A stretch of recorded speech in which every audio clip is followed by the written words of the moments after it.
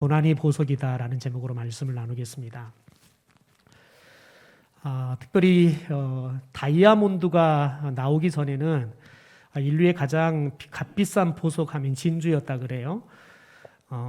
진주는 거의 한 4,000년 이상 전부터 특별히 여성들이 이렇게 귀걸이로 또 아니면 목걸이로 이렇게 만들어서 장식을 했다고 합니다.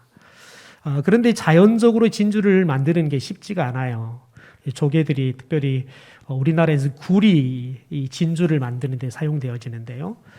5mm 이상 그것도 예쁘게 동그랗게 예쁜 모습으로 진주를 만드는 게 쉽지 않다 보니까 진주 수요는 많고 또 진주가 자연적으로 생산되는 것은 적고 하다 보니까 양식이 이제 개발이 되어서 우리나라는 통영을 중심으로 해서 이 진주를 양식하고 있습니다. 그런데 우리는 흔히들 이렇게 이 진주를 조개의 눈물이다라고 이야기를 하죠. 그러면서 우리들이 흔히 이야기를 하기를 진주 안에 이렇게 모래가 들어가면 그 모래가 불편하니까 그 모래를 계속해서 불편하니까 모래에다가 분비물을 배출을 해서 그 분비물들이 쌓이고 모아져서 이 진주가 고통을 감내해 가면서 만든 게 바로 진주다라고 이야기를 해요. 그런데 정확한 학설에 의하면 모래 정도 같은 경우는 들어가면 진주가 걸러서 밖으로 그냥 배출을 해낸대요. 그런데 뭐가 들어가야 되냐면 모래와 함께 어떤 해충이나 이런 것들이 들어갔을 때 이걸 아무리 밀어내려고 해도 밀어내지질 않았을 때에는 진주는 고환이 있습니다. 그러니까 배설물들을 이렇게 내보내는 고환이 있는데 거기에서 무엇을 내보내냐면 특별히 우리가 굴 가지고 진주를 양식한다 그랬잖아요. 이 굴 껍질을 만드는 분비물을 내보낸대요. 그러면 그것이 그 분비물이 나오면서 밖에서 들어와 있던 것들을 이렇게 감싸는 거죠. 그러면 그 진주층이라 그럽니다. 그럼 그렇게 하나하나 이 진주층이 생기는데 수천 개의 진주층들이 이렇게 쌓여가지고 굳으면 그게 진주가 된다는 거예요. 근데 진주를 다른 말로 좀 값싼 말로 이야기한다 그러면 그냥 굴 껍데기 그냥 꽉 압축해서 동그랗게 만들어 놓은 게 진주입니다. 여러분의 집에 있는 진주가 갑자기 그냥 값없이 생각이 되죠. 여러분 그런데 특별히 지금도 굴에서 진주를 생산하기 위해서는 이 굴이 물 밖으로 나오면 30초 이상 물 밖으로 노출이 되어지면 굴은 죽는데요.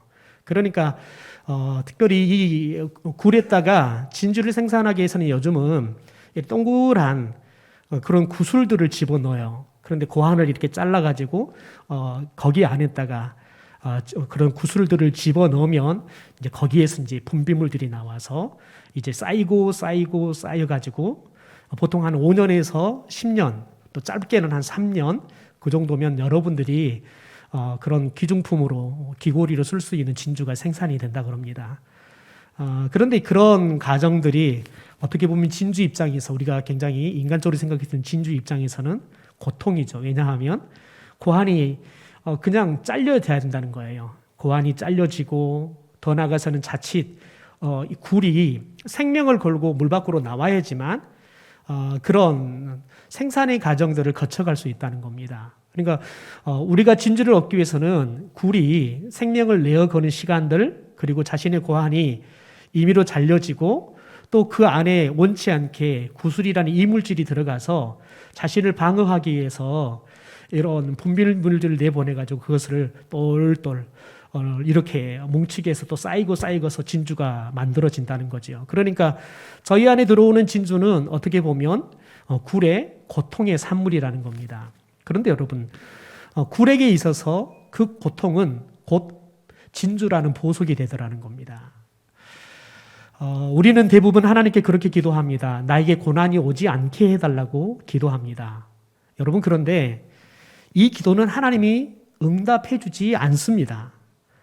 왜냐하면 저와 여러분이 살아가는 세상은 늘 고난이 저와 여러분의 계획과 생각과 전혀 상관없이 늘 찾아오는 게 우리의 일상이기 때문에 그렇습니다. 하나님은 우리에게 고난을 주지 않으려고 해도 사탄이 우리에게 고난을 가져다 주기 때문에 우리는 고난으로부터 결코 자유로울 수가 없습니다. 여러분, 그런데 우리가 성경에서 특별히 고난하면 생각되어지는 인물이 오늘 우리가 만나는 욥이라는 사람입니다. 그래서 욥은 어떻게 보면 고난의 대명사라고 이야기를 하죠. 왜냐하면 욥이 당하는 고난을 보면 참 이게 한 사람이 당하기에는 너무너무 고통스러운 고난이에요. 왜냐하면 하루아침에 가장 잘 살던 사람이 모든 재산을 하루아침에 잃어버려요. 종들도 하루아침에 잃어버리고요. 심지어 아들 7에 딸 3이 있었는데 너무 우애 있게 잘 커가는 그런 자녀들입니다. 그런데 이 자녀들이 장남의 집에 모여서 잔치를 하는데 큰 바람이 불어와서 집에 이 4귀퉁이를 쳐가지고 집이 그냥 무너지면서 이 10명의 자녀들이 압사당해서 죽어버립니다. 저와 여러분이 이렇게 한 명의 자녀를 잃은 것도 평생 가슴에 묻고 살아야 돼요.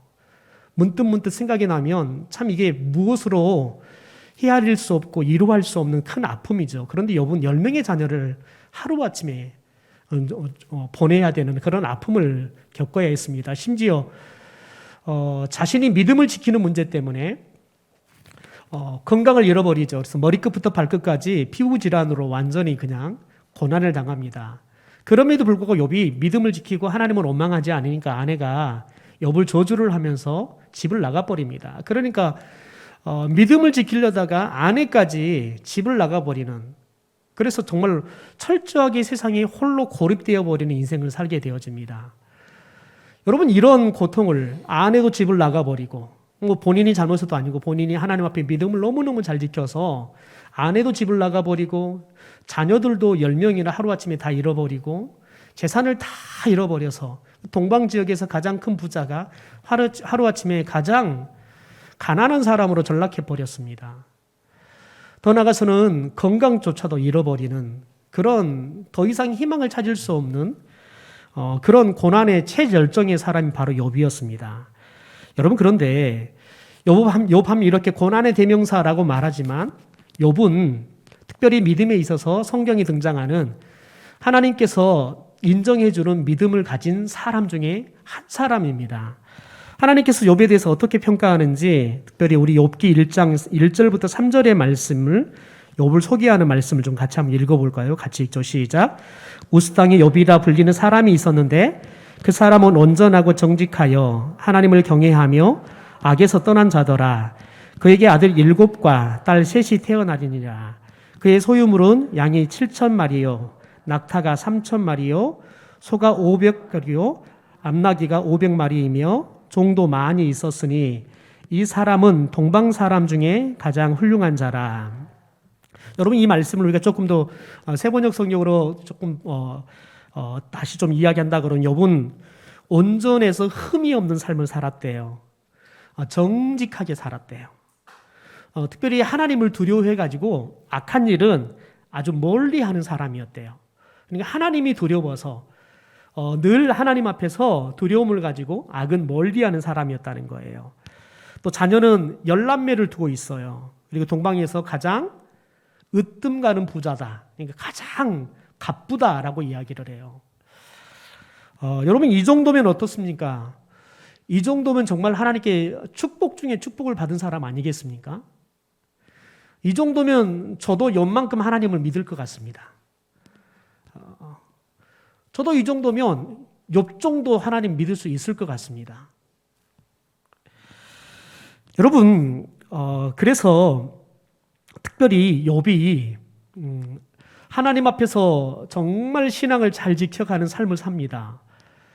매일마다 자신도 하나님 앞에서 마음으로라도 죄를 짓지 않기 위해서 애를 쓰고 자기 자녀들이 혹시 마음으로라도 하나님을 욕했을까 봐 자녀들이 잔치를 하고 나면 자녀들의 죄를 위해서 이렇게 하나님 앞에 예배를 드려주는, 그리고 자녀들 또한 하나님 앞에서 거룩하고 그리고 정직하게 살아가도록 믿음으로 살도록 끊임없이 그런 가정적인 환경들을 만들고 자녀 교육을 했던 사람이 바로 욥입니다.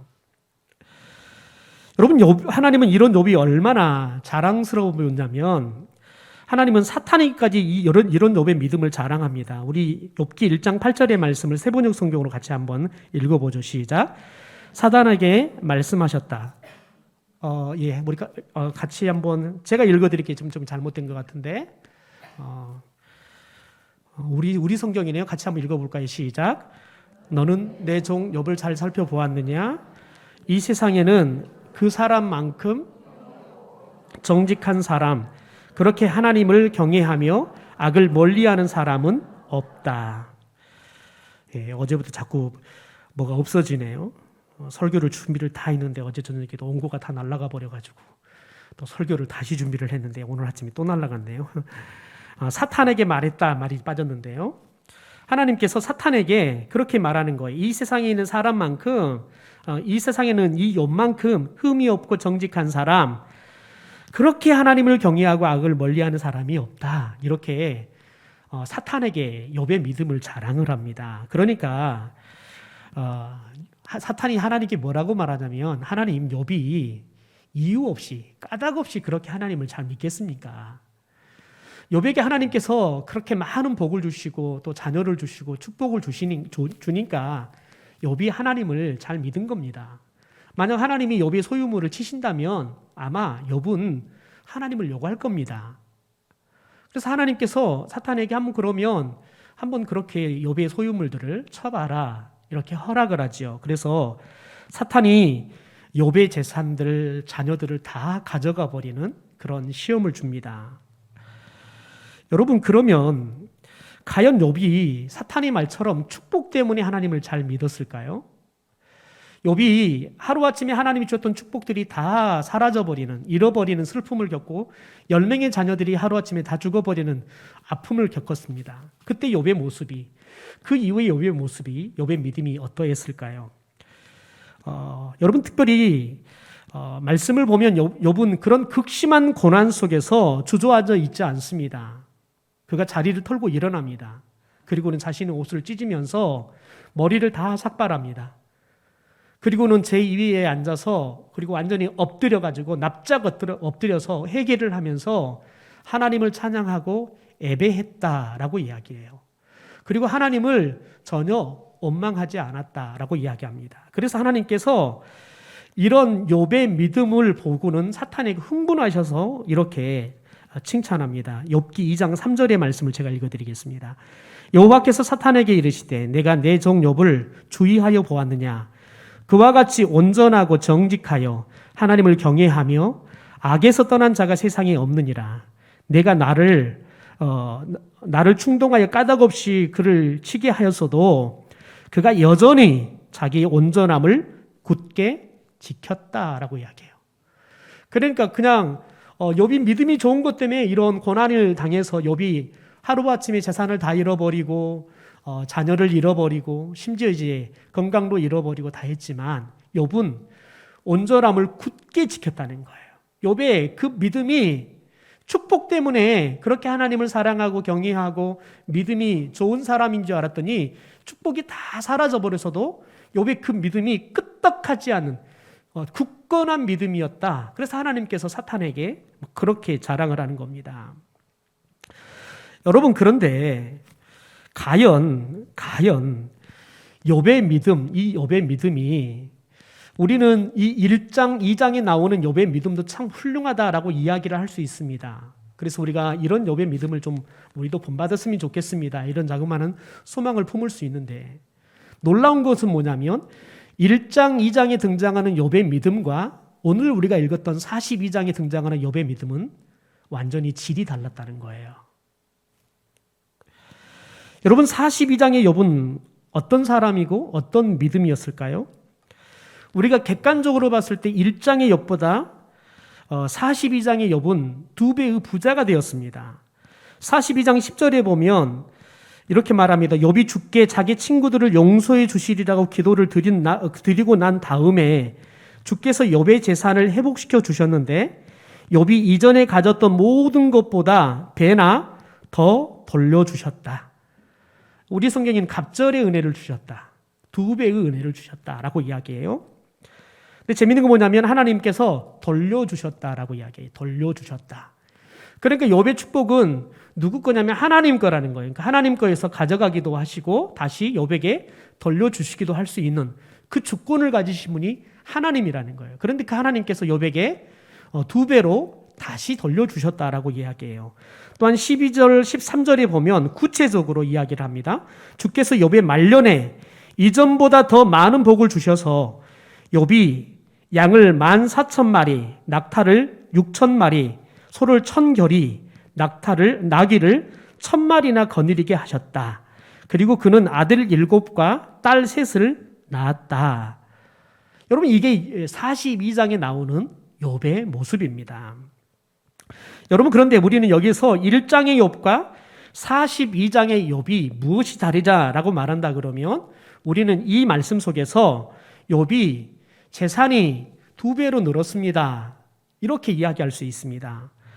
여러분, 그런데 하나님은 욥기 1장에 나와 있는 욥의 모습과 42장의 욥의 이 모습을 우리에게 보여주시면서 그냥 이렇게 잘 믿으면 내가 너희들에게 갑절의 은혜를 주겠다라는 메시지를 우리에게 주시기 위해서 실은 이 말씀을 성경에 기록하고 있는 게 아닙니다. 여러분, 이유가 따로 있습니다. 1장의 욥과 42장의 욥은 같은 믿음의 사람이지만 드러난 모습, 믿음은 완전히 달라져 버립니다. 먼저 1장의 욥을 살펴보면요, 모든 것을 다 자기 것으로 여기다가 빼앗기는 사람으로 등장합니다. 여러분, 1장의 욥은 하루아침에 그 많던 재산 10명의 자녀를 다 잃어버립니다. 그런데 모든 것을 잃었을 때 욥이 어떤 반응을 보입니까? 욥의 위대한 고백이 1장 21절 22절에 나옵니다. 우리 같이 한번 읽어볼까요? 시작. 이르되 내가 모태에서 알몸으로 나와 싸운즉 또한 알몸이 그리로 돌아올지라. 주신 이도 여호와시요 거두신 이도 여호와시오니 여호와의 이름이 찬송을 받으실지이다 하고 이 모든 일에 욥이 범죄하지 아니하고 하나님을 향하여 원망하지 아니하니라.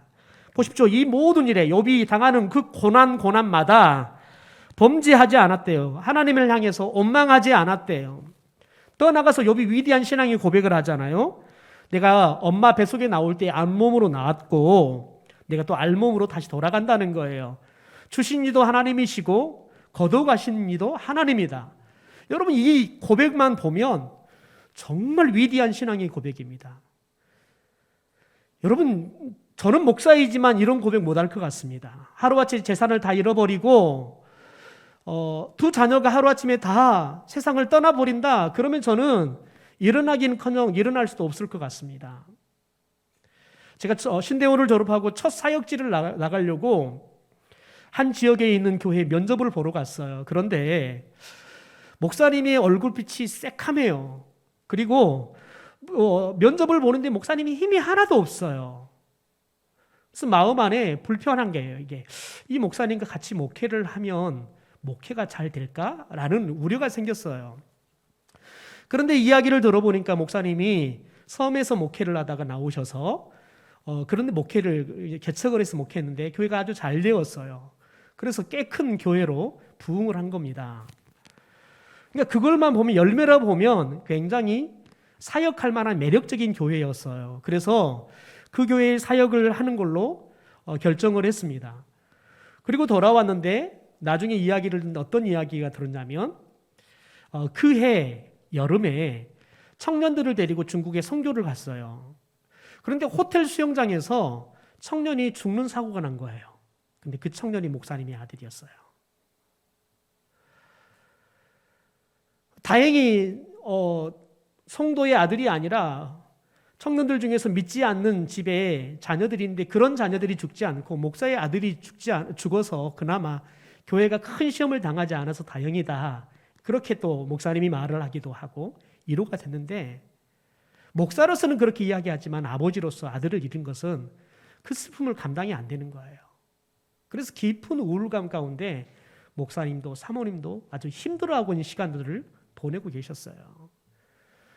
하나님께서 또 그곳을 갈 수 있는 기회를 허락하지 않아서 또 다른 여러 가지 이유 때문에 그 교회를 가지 못했는데, 참 그 목사님을 만나면서 그렇게 힘있게 목회를 하시고 교회를 부흥하셨던 목사님이 성도들 앞에서는 다행이다. 우리 아들이 하나님의 나라 가서, 그래서 성도들이 시험 들지 않고 교회에 큰 시험이 되지 않아서 그나마 다행이다라고 말하지만 그러나 뒤돌아섰을 때 당장 들어가 보면 사택에 그 아이의 흔적은 보이는데 아이가 있지 않을 때 그 아버지로서의 엄마로서의 그 마음이 얼마나 헛하겠습니까?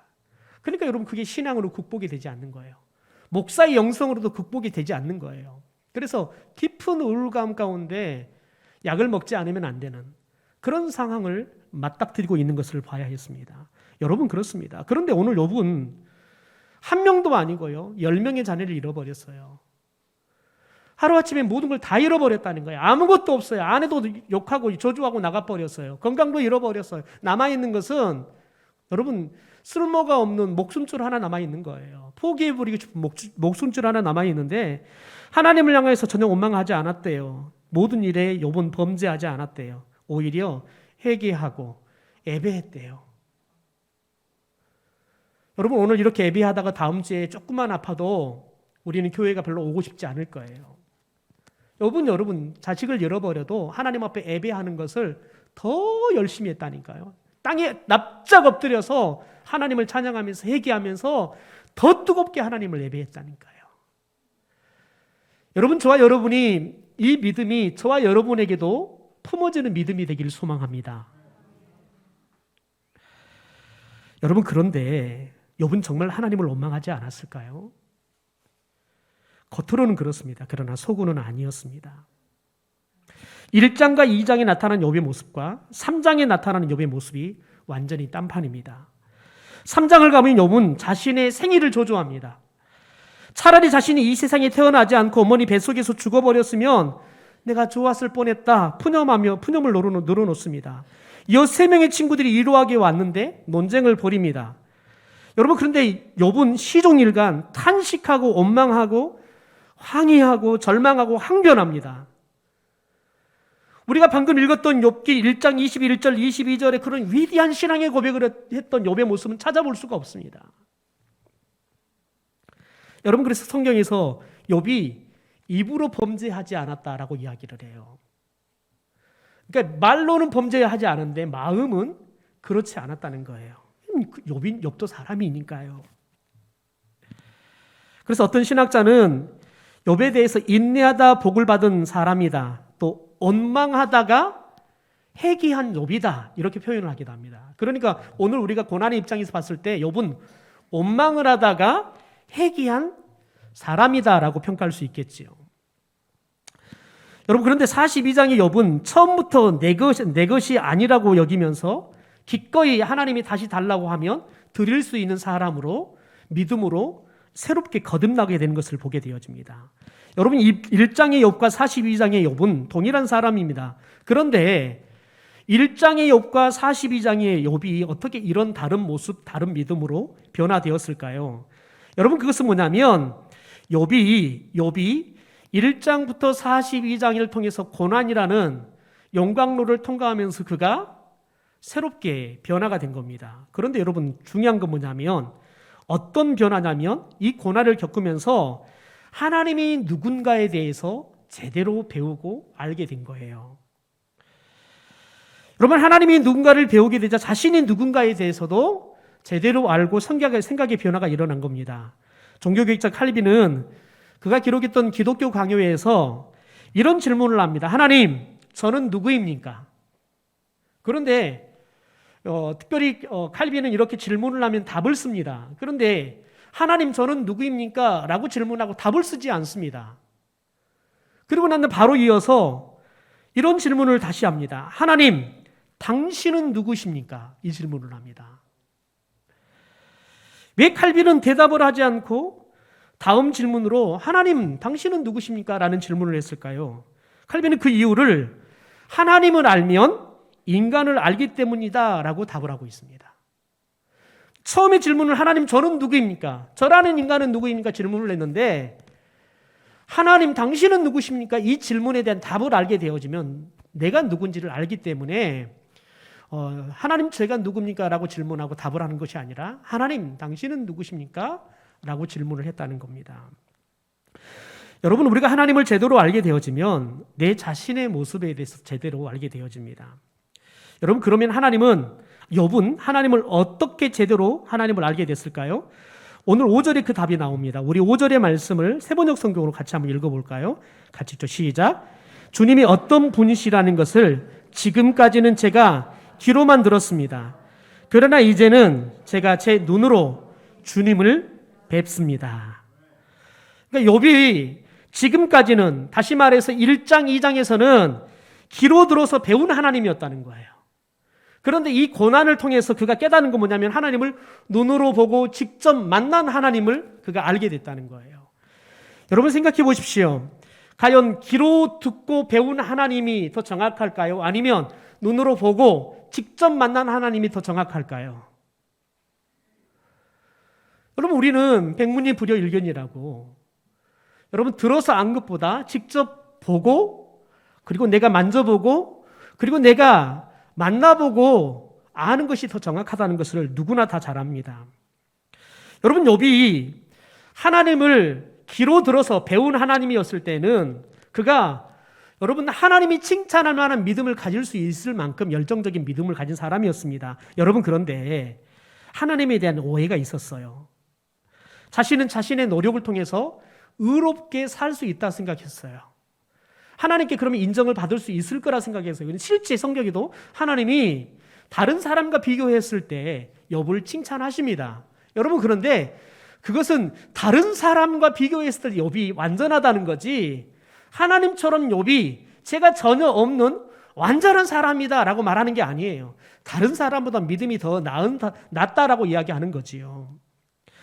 여러분 욥은 자신이 스스로 열심히 신앙생활을 하고 또 아이들이 하나님 앞에 믿음을 지킬 수 있도록 열심히 가르치면 될 줄 알았습니다. 그래서 실은 욥은 자신이 살았던 삶에 대해서 굉장히 자부심이 컸고 자랑스럽게 생각했습니다. 여러분 욥기 29장의 말씀을 좀 봐볼까요? 같이 한번 읽어보죠. 29장 11절 12절입니다. 시작. 내 소문을 들은 사람들은 내가 한 일을 칭찬하고 나를 직접 본 사람들은 내가 한 일을 기꺼이 자랑하고 다녔다. 내게 도움을 청한 가난한 사람들을 내가 어떻게 구해 주었는지, 의지할 데가 없는 고아를 내가 어떻게 잘 보살펴 주었는지를 자랑하고 다녔다. 또 14절 17절 말씀 봅시다. 나는 늘 정의를 실천하고 매사를 공평하게 처리하였다. 나는 앞을 못 보는 이에게는 눈이 되어주고 발을 저는 이에게는 발이 되어 주었다. 궁핍한 사람들에게는 아버지가 되어주고 알지도 못하는 사람들의 하소연도 살펴보고서 처리해 주었다. 악을 행하는 자들의 턱뼈를 으스러뜨리고 그들에게 희생당하는 사람들을 빼내어 주었다. 여러분 이 모습이 얼마나 훌륭한 모습입니까? 아마 국가의 상을 줘도 누구도 의의를 제기하지 않을 만큼 욥이 얼마나 착하게 삽니까? 자신이 친구들한테 자랑할 만큼, 나는 이렇게 살아서 너희들이 자꾸 내가 죄를 지어서 인간벌에 이렇게 벌을 받는다는데, 아니다, 나는 이렇게 잘 살았다는 거예요. 심지어 내가 그렇게 베풀었던, 은혜를 베풀었던 사람들도 나에 대해서 그렇게 자랑하고 다니는데 무슨 말이냐? 그만큼 자신의 삶에 대해서 여러분 자존감도 있었고 더 나아가 자랑할 만큼 자신은 정말 하나님 앞에 한 점 부끄러움 없이 산다고 여러분 그렇게 노력하며 살았다는 거예요.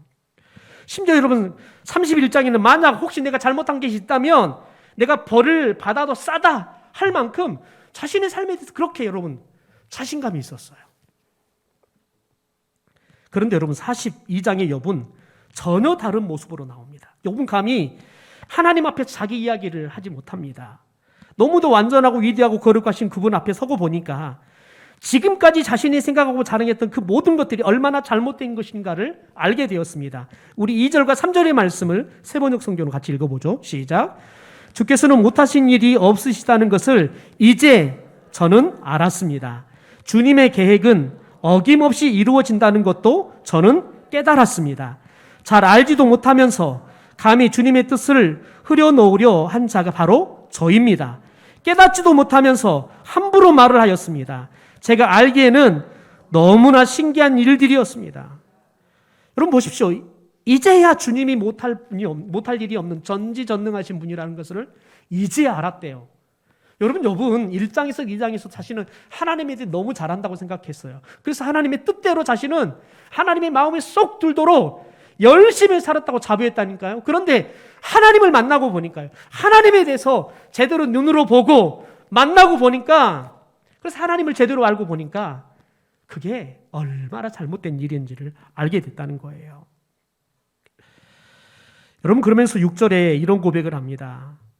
6절에 보면 그러므로 저는 제 주장을 거두어 드리고 티끌과 잿더미 위에 앉아서 회개합니다. 본인이 그렇게 막 친구들 앞에 주장했던 것들이 얼마나 창피한 말이었는지를 아니까 제가 그것들을 다시 취소하고 다 거둬드리고 싶습니다. 그러면서 여러분, 자신이 그렇게 자랑했던 게 얼마나 교만한 거였고 얼마나 하나님 앞에 큰 제약이었는지, 그래서 하나님 앞에 그가 회개하고 있다는 거예요. 그러니까 여러분, 하나님을 알면 우리가 무엇을 하냐면 내가 얼마나 쓸모가 없는 존재이고 내가 아무리 노력해도 내가 아무것도 할 수 없는 존재인가를 깨닫는 거예요. 여러분, 저와 여러분이 오늘 예배당을 나가면 여러분이 직장에서 여러분이 노력한 만큼, 여러분이 일할 만큼 인정받을 거라고 생각합니다.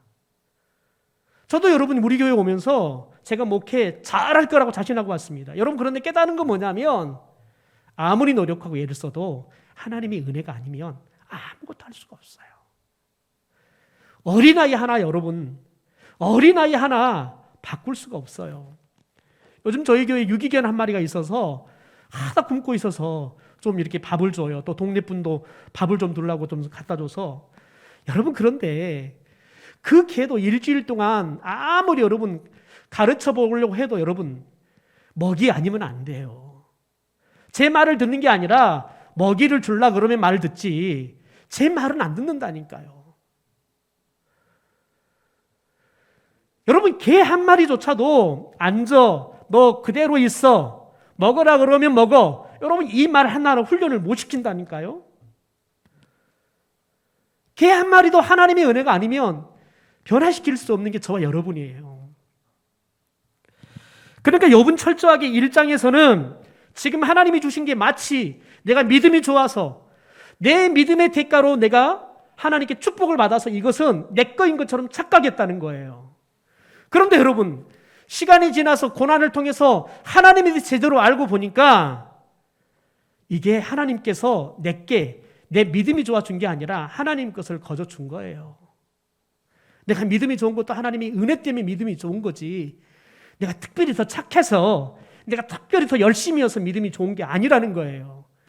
이걸 깨닫고 나니까 욥이요, 철저하게 자신의 그렇게 의롭다고 자랑했고 심지어 하나님께서 칭찬하는 그 믿음조차도 얼마나, 여러분, 하나님이 칭찬하는 건 칭찬한 거고 그것을 마치 자신의 믿음인 것처럼 교만하게 생각하고, 그래서 친구들이 너 쟤 때문에 그렇게 벌 받는 거야 했을 때 자기가 얼마나 하나님 앞에 의롭게 살았는가 막 그냥 자랑질을 하잖아요.